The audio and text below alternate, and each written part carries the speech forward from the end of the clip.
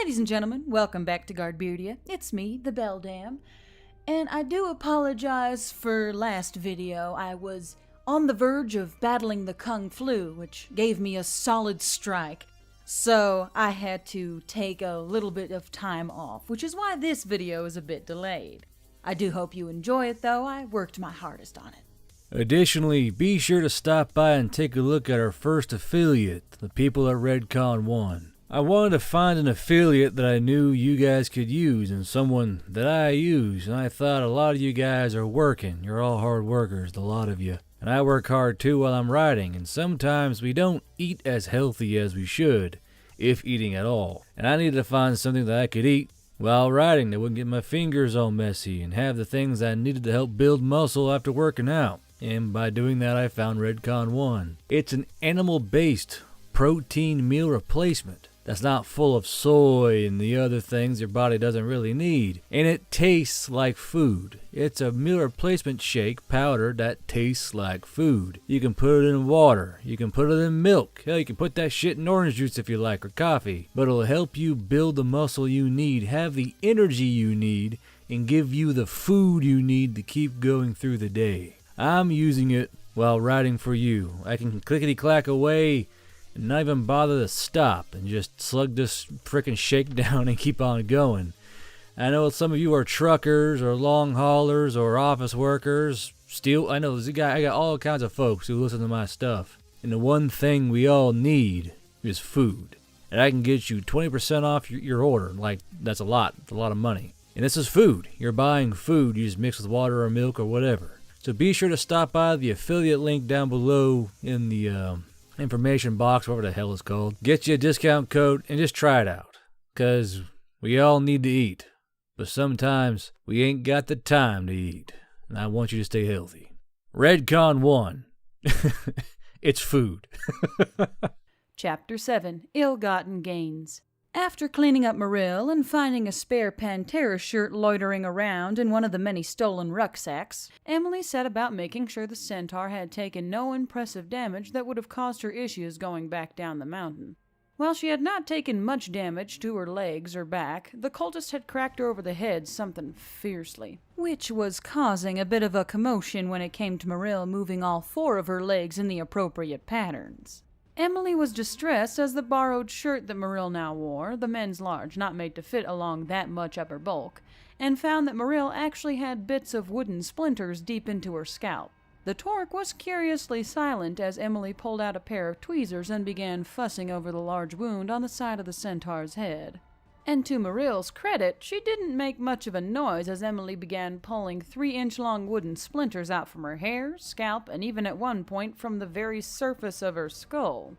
Emily was impressed. Centaur bone was some tough stuff if she took a whack like this, and she supposed that her own skull would have been mashed to pulp if it were in the same situation. So I got a little curious, as I was hearing people talking in the distance, and thought that maybe it was another diver group. Marill began, sitting prettily for Emily and doing her best not to wince when her tweezers dug down into her flesh. When I got closer, I found a clearing and heard a noise from behind me. I saw a fucking net of all things and jumped out of the way, trying to pull out my knife. Emily perked up her head. Wait, you didn't have a gun? Well, no, Ow! Marill yowled as Emily reached over and tugged on one of her long, horsey ears. Why the hell were you walking around without a gun? We just picked through the remains of a group that didn't do that either. What were you gonna do, shank all 20 of them to death? Marill looked down sheepishly and poked her index fingers together. Well, I don't know. I had a gun once and I lost it, and I figured, hey, I'm a big, strong centaur. I can just use a knife, you know? Emily gave Marill's ear another tug in annoyance, which garnered another howl from Marill, but she went back to her plucking of wooden shards from her head. Go on, Shanky McShankerton. Marill brought her eyebrows together and glowered up in the direction of where Emily was above her, not moving her head. Yeah, well, I guess one of them was waiting in the grass at something. I didn't see them because I turned around to face whoever threw the net. I guess he whacked me over the head with a branch or something. Emily nodded, slowly pulling a nasty-looking 4-incher from around the base of her ear, and Marill gave an involuntary shudder. The hell was that? Wood, Emily muttered and flicked a little shard into the woods. So, who was the harpy? Morel was quiet for a time before she looked over at where the harpy last lay, bleeding out on the ground. His remains were still resting in the woods some feet away, the body having cooled to cold long ago. I don't know. We weren't able to talk. I saw them pull his gear away, though. He was a pump of rum overnighter. They get paid extra for doing one-day delivery stuff. He was terrified the entire time. I tried to calm him down. Morel bowed her head slightly and cast her eyes down onto the ground. Before they dragged him away, I had gotten one of my hoofs over to him, so he had something to hold on to. He gripped me so hard, Emily. He was so scared. When they dragged him away, he held on to my hoof, and his eyes begged me not to let them take him. But what could I do? I was tied up. Emily leaned down and saw that Morel had begun to cry, her eyes wide and open as she remembered and relived the moments before Emily had arrived. I watched them cut him apart. They just hacked away at him like it was some kind of rabbit they had plucked from a trap. He screamed. He screamed so loud that I could see the ripple of sound from his throat. I knew that it was going to be me next. Why wouldn't it be? They were going to cut me up just like they did to him. I thought I was all alone, that you were dead or asleep. Or had cut your losses, Torque said, as it somehow knew what was going through her brain. She is tough on the outside, this creature, but she is fragile as glass in her heart. Did you try to contact her, like you did me? Emily asked, moving around to Morel's face. Of course not. She had accepted she was going to die. I need rage to function, not an embracement of demise. Without the fire to survive, she was worthless to me. Emily knelt down in front of Morel and placed her hands on the side of the centaur's wet cheeks. She moved Morel's face up so their eyes could meet, and the centaur gave a wet sniff, trying to blink away the water that was still forcing its way up. Morel, I would never leave you behind. You're my friend, and to toss you away would be to toss away a treasure. She leaned forward and kissed Morel softly on the nose before using her thumbs to wipe away at the fat tears that were making their way down her face. Now stop your crying. You're alive. You have both your feet intact. No one is eating you, and there is a fat steak waiting for you back at town after we get all this loot back to the dive tail. Morel smiled sadly and nodded softly, sniffing again and using the palms of her hands to clean her face free of her emotions. When Emily stood to move away, Morel reached out and grabbed at her scorched and torn-up pant leg. Can we bury him? Away from here? Of course we can. Why don't you find something to wrap him in while I go and collect our dues? Morel stood, fumbling slightly, and she brushed at the front of her borrowed shirt. Yeah, I'll find something soft and clean. Wrap him up like he should be. Emily forced out a smile, but the uneasiness didn't fade away from the corners of her eyes. Something was lurking inside the brain of hers, and Emily wanted to know what it was. Even though she asked the Torque, it didn't pipe up with an answer, which frustrated her. Despite this, she emptied out the largest rucksack she could find and began filling it with odds and ends of treasures that were lying around the place. She had already made up her mind that she was going to keep the broken-back sacks that she had found, as it was sharp, and she liked old knives.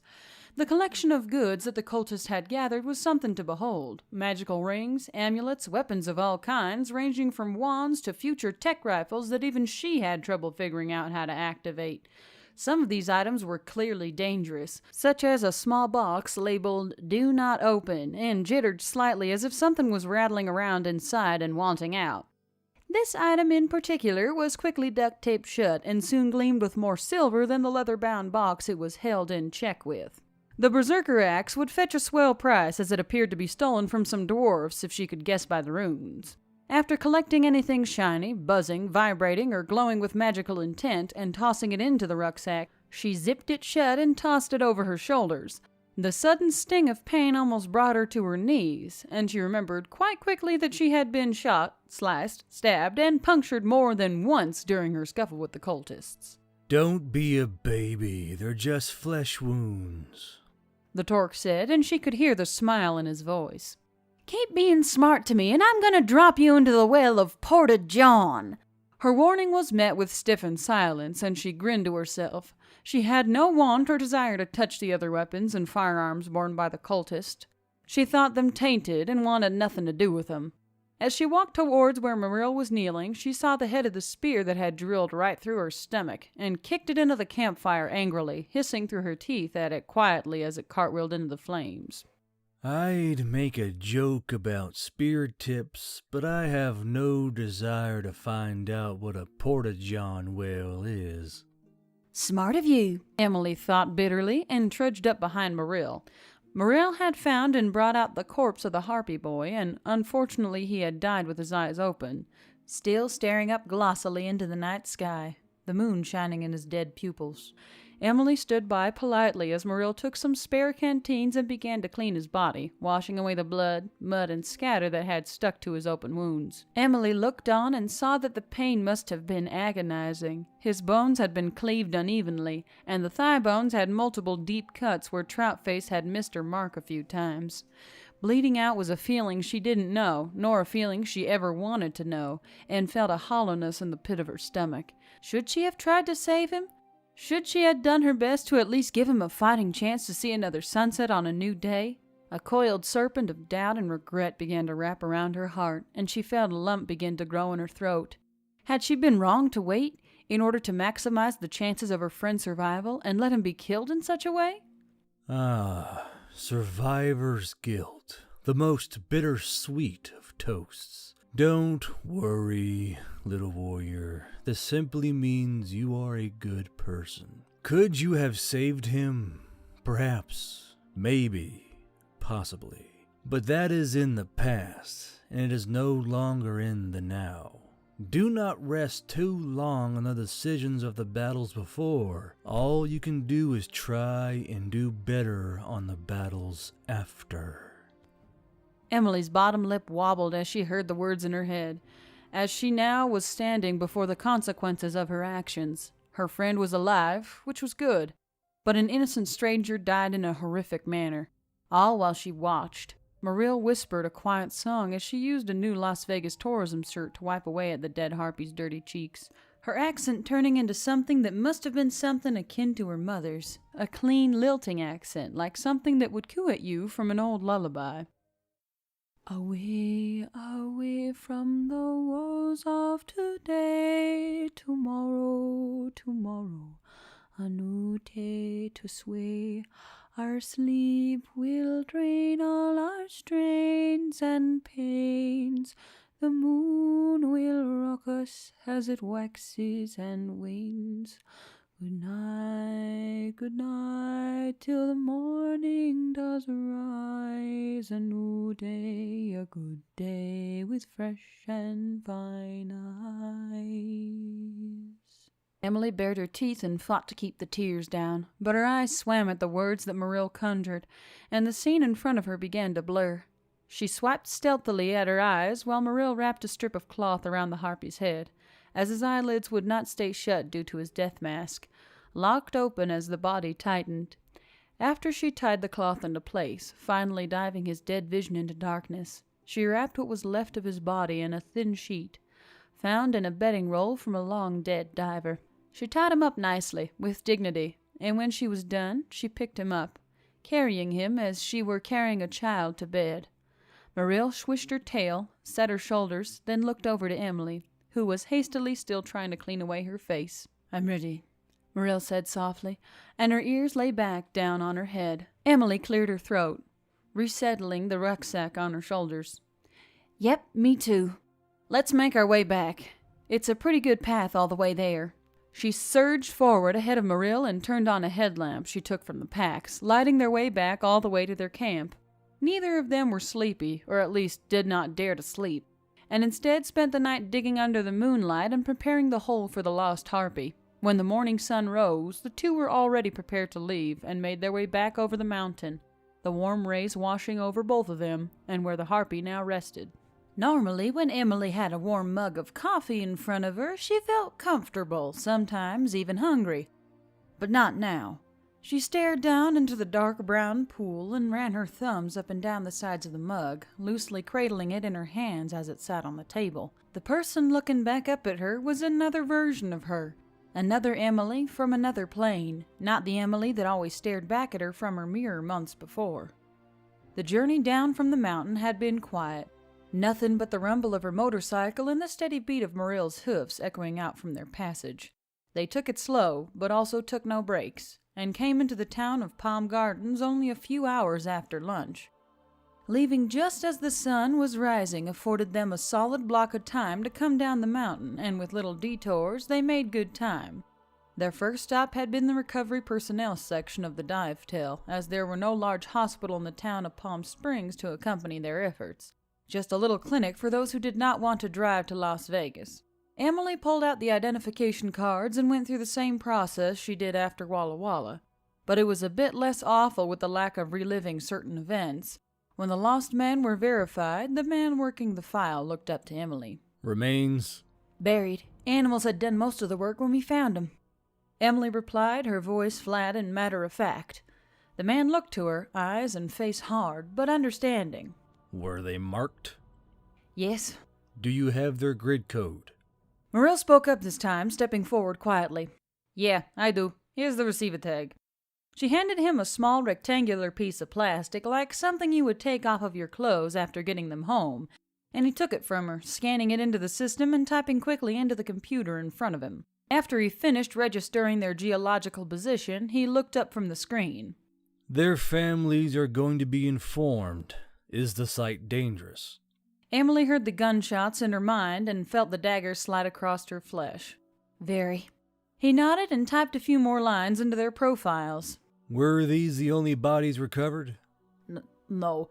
Morell began and pulled out the male harpy's sling sack from her own repaired saddlebags. Emily didn't remember seeing her grab anything like it and guessed she must have snatched it up from somewhere when recovering his body from the bushes. There was also a male harpy. He was killed by cultists.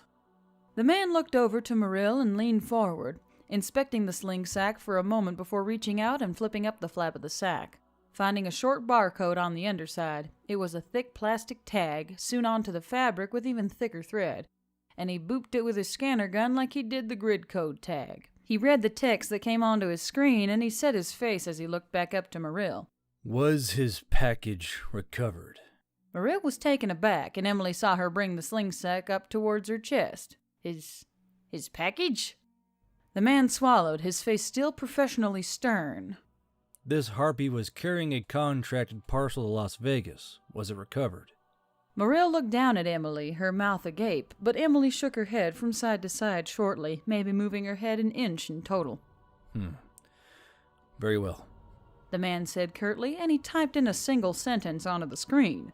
Morell leaned forward, pressing her stomach against the edge of the counter as she clutched the sling sack to her breasts. Don't you want to know where he's buried?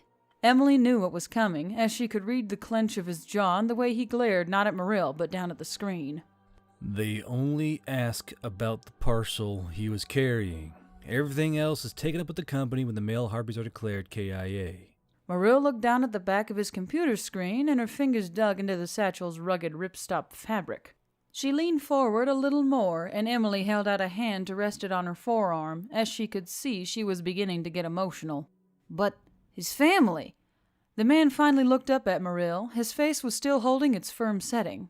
I'm afraid I do not have access to that end of the system. As I said, they are registered through their respective mail service.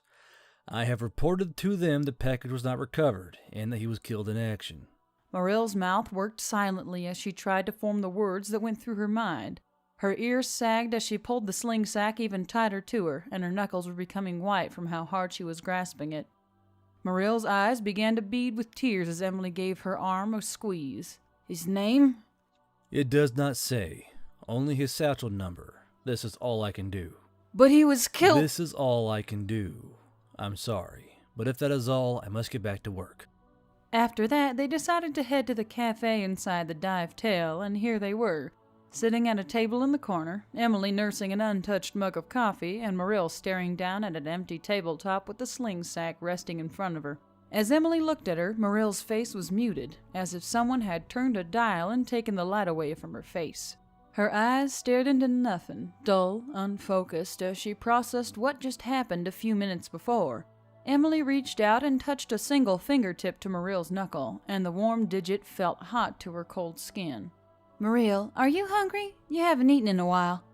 Marill's face visibly twitched, and she looked up, her eyes coming back into focus as they rested on Emily's tired face. What? Oh. She looked over at a small menu that a fair-complexioned night elf had set down next to her when they were first seated. Right. Food. Yes, food. The thing that centaurs eat more of than anyone else because of their huge energy requirements. Come on, you need to eat. Emily reached over and pulled the menu towards the middle of the table, unfolding it to the center pages. Marill looked down into it, still dulled by the dour emotions pumping through her, lips slightly parted. Emily smiled up at her, encouragingly, and began tapping the pictures of combo meals. There's the pancake special, the ham steak special with jalapeno hash browns, savory shrimp with cheese grits. Oh, look! This one is a chocolate chip waffles with Why don't they care, Emily? Marill croaked out, and Emily stopped, leaving her finger tapping the picture of waffles and pursing her lips together angrily. Marill? Why don't they care about the hobby boy? They didn't even have his name on file. Emily painfully dragged her eyes up from the menu and looked into the tulle pools of a broken soul that adorned Marill's face. She was clutching the bag again, this time to her stomach, but she wasn't crying this time at least. Emily wasn't sure if the shattered look in her eyes was better than the crying, and she was beginning to think the crying was preferable. Marill, Emily sighed and ran her free hand through her hair, flattening her other hand to the menu. She looked out the bright windows of the Dive-Tail Cafe to the mountains in the distance, while on the road all a manner of vehicles drove to and fro. She stared out into the normalcy of it all for a few seconds before turning back to Marill. I don't know, Sugar. I don't know. They must not work on the same system as us. But they knew the package, didn't they? Marill cried, her voice strained with raw anger that was only held in check by the heartbreak boiling away inside of her chest. They knew the package, but not his fucking name! The anger was beginning to surface a little more in her second outburst, and the other diners kept their business to their own meals. It was not an uncommon occurrence for divers to shed their grief in the cafe, and everyone knew some level of loss. While getting emotional was frowned upon in dive tales, telling off another diver that was in the coils of grief was seen as heartless, sometimes even resulting in homicides from time to time.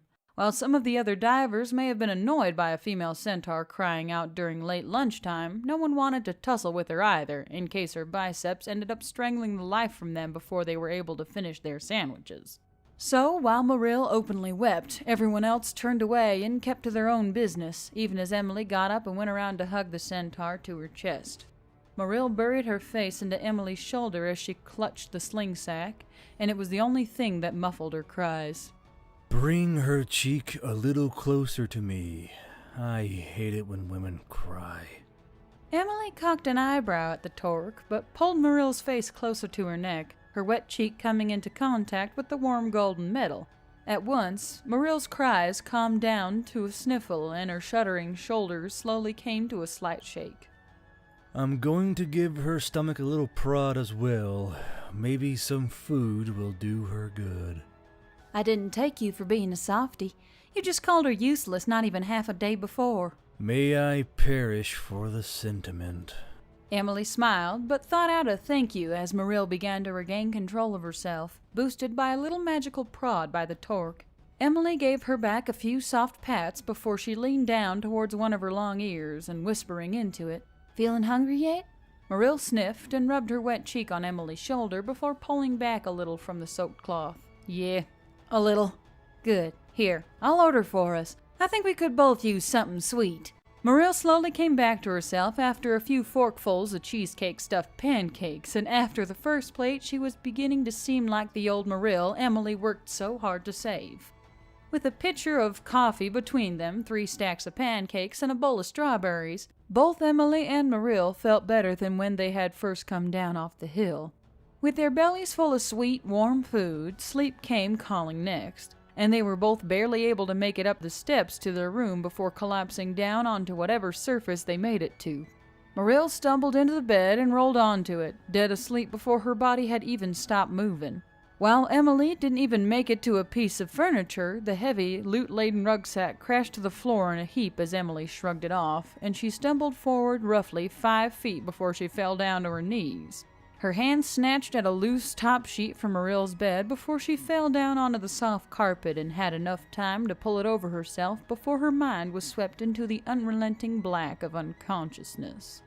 Sleep came and went quickly as a blink would, and Emily awoke thinking she had only been asleep for only an hour or two. When she checked her phone, it was 5 in the morning, and the quick math told her that she had been asleep for almost 15 hours.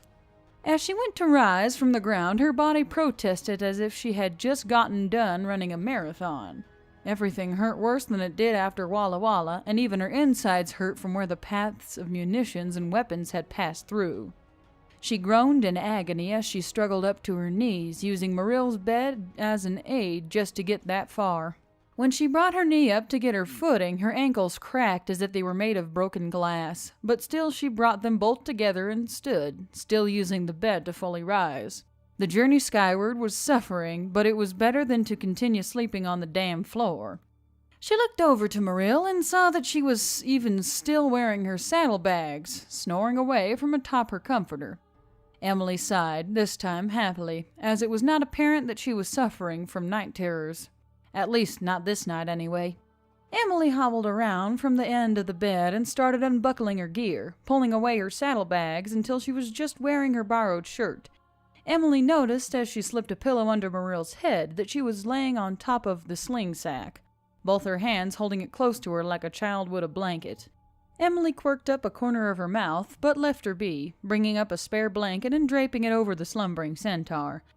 She used the tips of her fingers and swept away the hair from Marill's mouth, tucking it back behind her centaur ears and resting her head lightly on the side of Marill's head as she watched her sleep.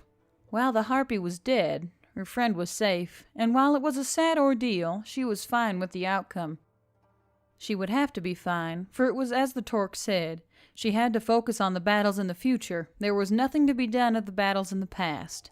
Emily gave Marill's shoulder a little pat and moved towards the bathroom, determined to check out her new scars and wash away whatever else was still stuck to her skin. The battle had been a bloody one, and she was pretty sure she was scaring everyone that saw her from how rough she looked. While chewing on pancakes and sipping coffee, she had overheard a table of male divers remarking that she looked like a Valkyrie returning from gathering the battlefield. And they all looked away quickly when she had turned to look at them. She shrugged off her gun belt, peeled off her clothes, and padded towards the bathroom, shutting the door behind her. While the Torque had done a fine job of sealing the wound shut, it had also done a swell job on making her scars look rad as hell. To Emily, she looked like some kind of female protagonist in an anime, her body now swarming with thin, attractive-looking scars that ran all over her body.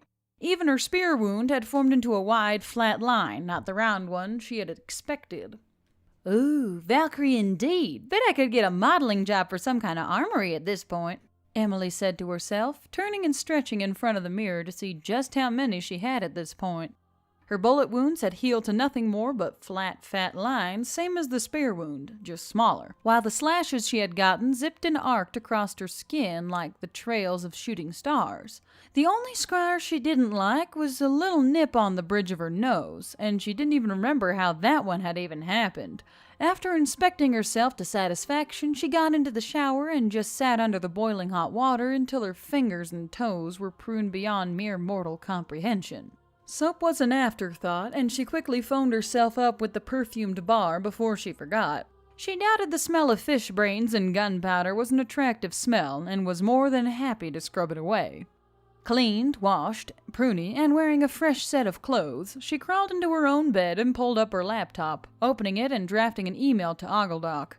In the email, she let him know all that had transpired over the time they had been about the mountains, as well as what kind of stuff she was bringing home in the rucksack. She sat in her bed, typing away for most of the morning, sent off the email, then updated her social accounts for all of her fans, letting them know as well as to what she was up to. She left out important details in this account, however, instead just describing what she had done to the cultists, her new scars, and about the spaceship. The sun was beginning to rise when she turned on something more entertaining and was happily giggling at humans breaking themselves in humorous ways or at creative memes, trying to drag away some of the stress of yesterday. Her giggling woke Marill, who started with a snort, and the centaur rolled towards her, smacking her lips at the taste of sleep that was on her tongue. What's so funny? Maril slurred, sleep still blurring her brain. Emily spun her laptop towards Maril, at which the screen showed a Venn diagram. One circle said cats, the other said strippers. While in the middle there were two circles intersected, was the phrase, I'm going to sit on your lap, but you can't touch me. Maril squinted at the words, but her lips broke into a wry smile when she read the middle. She chuckled softly, brushing her loose hair away from her face. Friend of mine was a stripper. Her trick was to drink tea upside down while spinning around. She was so weird. Emily snorted. It takes a certain kind to do the job. Why don't you go shower before they have to burn those sheets later? Maril grunted, but tottered off towards the bathroom after she had extracted herself from the bed. As the shower turned on, Emily cocked an eyebrow and turned on a more non-family side, rapidly typing into her laptop as she searched for the very thing Maril spoke of before she had left. Much to Emily's surprise, she found Maril's friend quite quickly and saw that she did more than just drink tea upside down while spinning around. Emily rested her head on her hand as she stared on, her face contorted into a macabre fascination as she watched Maril's friend twirling and whirling on the dancing pole like a gymnast. Man, I never knew minotaurs could move like that, Emily whispered, but then saw her email icon light up and clicked over to see that Ogledog had responded. And it was going to be quite the read if she had to judge by the huge block of text in front of her eyes.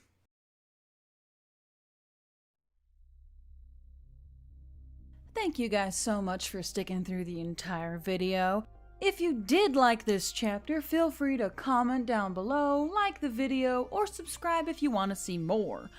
And if you ever could, if you really enjoyed my content, feel free to donate at the coffee. Make sure to put my name in there, the Beldam.